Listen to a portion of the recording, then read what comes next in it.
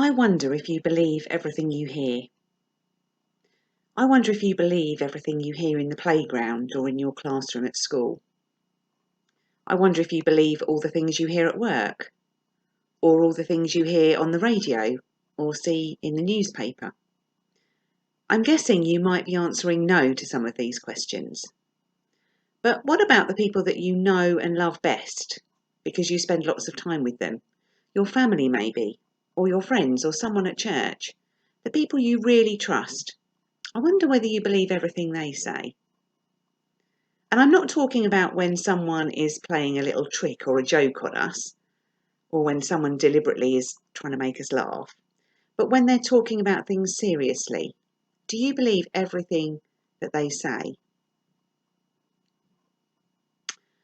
On the last day of August in 1997, it was a Sunday, I think, I was on my way back from a holiday in Ireland with my sister and 2 other friends. And it was quite early in the morning, and we were still in Ireland, and we'd stopped to get some petrol. And my sister went in to pay, and when she came back to the car, she said, "I've just heard on the radio that Princess Diana has died." Now, for those of you that are far too young to know who Princess Diana is, she used to be married to Prince Charles, and she was the mother of Princes William and Harry. Now, my sister is a truthful person, and I trust her, and I can usually tell when she's trying to play a little joke on me. And she had no reason at all to make this up, but I just didn't believe her. It just didn't seem possible. And I was convinced. I just kept saying to her, "You must have heard it wrong. It can't be true." And I didn't believe her until we got home several hours later, much later in the day, and I saw it on the television news myself. This week we're going to hear 5 bits of the Bible that tell us about some of the things that happened after Jesus had risen from the dead, that first Easter Sunday. Most of them happened on that first Easter Sunday itself, and one happened just a few days later. And they tell us about the time that Jesus met up with 4 different sets of people, and we're going to be looking at how each of them reacted. Because although they had all heard Jesus say more than once that after he'd died, he was going to be raised to life again, I think that if we listen carefully and think about it carefully, we'll see that although they knew Jesus really well, they'd seen all the amazing things that he'd done, and they trusted him, perhaps they didn't or just simply couldn't quite believe that what he'd said about being raised back to life again after he'd died was going to come true. Today we're going to hear about the time when Jesus met Mary Magdalene. She had seen Jesus die on the cross, and she'd seen where Jesus' body had been put in that tomb. And this is what the Bible tells us about that first Easter day when Jesus met Mary Magdalene in John chapter 20 and verses 10 to 18.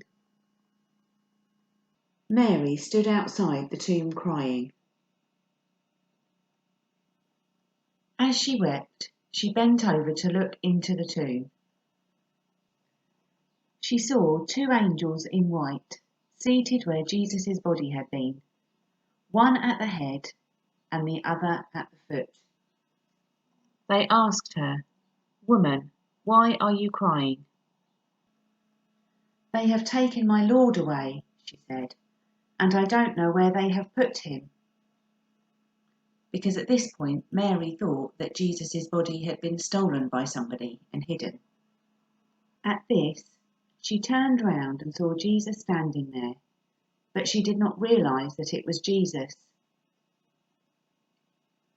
I wonder whether she didn't recognise Jesus at that point because she was still crying so hard, maybe. Remember, it says at the beginning that she was weeping, she was crying, and that would have been loud wailing because she was so upset that Jesus' body was not there. "Woman," he said, "why are you crying? Who is it you are looking for?" Thinking he was the gardener, she said, "Sir, if you have carried him away, Tell me where you have put him, and I will get him." Jesus said to her, "Mary."